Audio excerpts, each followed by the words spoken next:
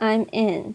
Eulogy for the Martyred Children, September 18th, 1963, Birmingham, Alabama, Martin Luther King Jr. This afternoon we gather in the quiet of this sanctuary to pay our last tribute of respect to these beautiful children of God. They entered the stage of history just a few years ago, and in the brief years that they were privileged to act on this mortal stage, they played their parts exceedingly well. Now the curtain falls, they move through the exit. The drama of their earthly life comes to a close. They are now committed back to that eternity from which they came. These children, unoffending, innocent, and beautiful, were the victims of one of the most vicious and tragic crimes ever perpetrated against humanity. Yet they died nobly. They are the martyred heroines of a holy crusade for freedom and human dignity.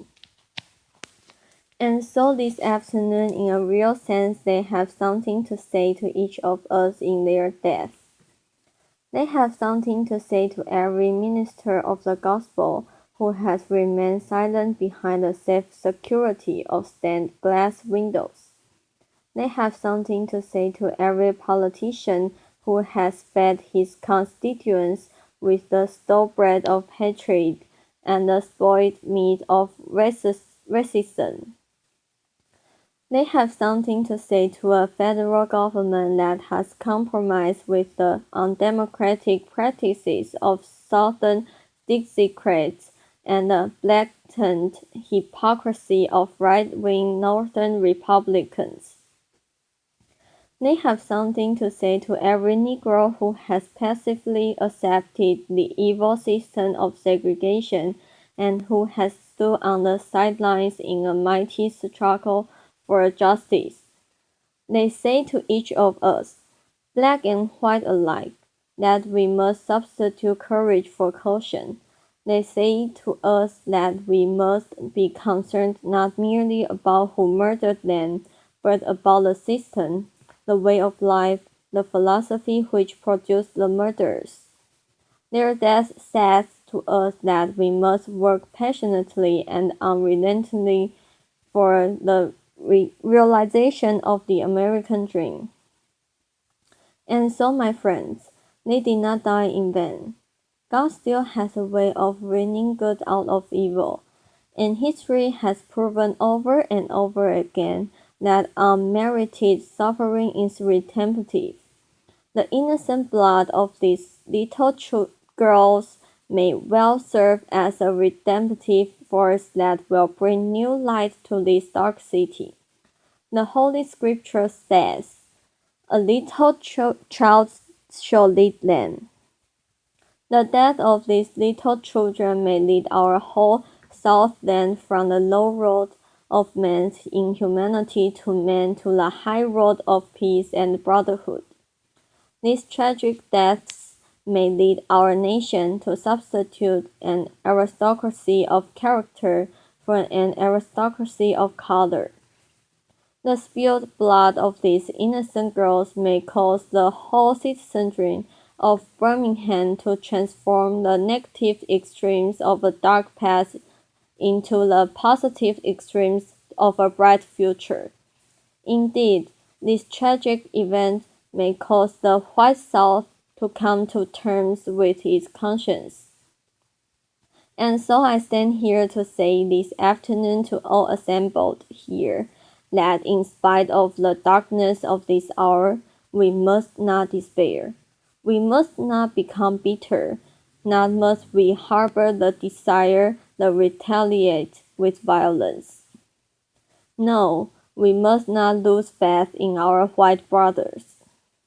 Somehow, we must believe that the most misguided among them can learn to respect the dignity and the worth of all human personality. May I now say a word to you, the members of the bereaved families? It is almost impossible to say anything that can console you at this difficult hour and remove the deep clouds of disappointment which are floating in your mental skies. But I hope you can find a little consolation from the universality of this experience. That comes to every individual. There is an amazing democracy about death. It is not aristocracy for some of the people, but a democracy for all of the people. Kings die and beggars die. Rich men and poor men die. Old people die and young people die. Death comes to the innocent and it comes to the guilty. Death is the irreducible common denominator of all men. I hope you can find some consolation from Christianity's affirmation that death is not the end. Death is not a period that ends the great sentence of life, but a comma that punctuates it to more lofty significance. Death is not a blind alley that leads the human race into a state of nothingness, but an open door which leads man into life eternal. Let this daring faith, this great invincible surmise, be your sustaining power during these trying days. Now I say to you in conclusion, life is hard, at times as hard as crucible steel. It has its bleak and difficult moments. Like the ever-flowing waters of the river, life has its moments of drought and its moments of flood. Like the ever-changing cycle of the seasons, life has the soothing warmth of its summers and the piercing chill of its winters. And if one will hold on, he will discover that God walks with him, and that God is able to lift you from the fatigue of despair to the buoyancy of hope, and transform dark and desolate valleys into sunlit paths of inner peace. And so today, you do not walk alone.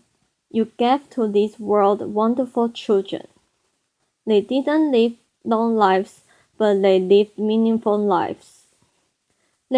Their lives were distressingly small in quantity, but glowingly large in quality. And no greater tribute can be paid to you as parents, and no greater epitaph can come to them as children than where they died and what they were doing when they died. They did not die in the dives and dens of Birmingham, nor did they die discussing and listening to filthy jokes. They died between the sacred walls of the Church of God, and they were discussing the eternal meaning of love. This stands out as a beautiful, beautiful thing for all generations. Shakespeare had Horatio to say some beautiful words as he stood over the dead body of Hamlet. And today, as I stand over the remains of these beautiful darling girls, I paraphrase the words of Shakespeare. Good night, sweet princesses. Good night, those who symbolize the new day.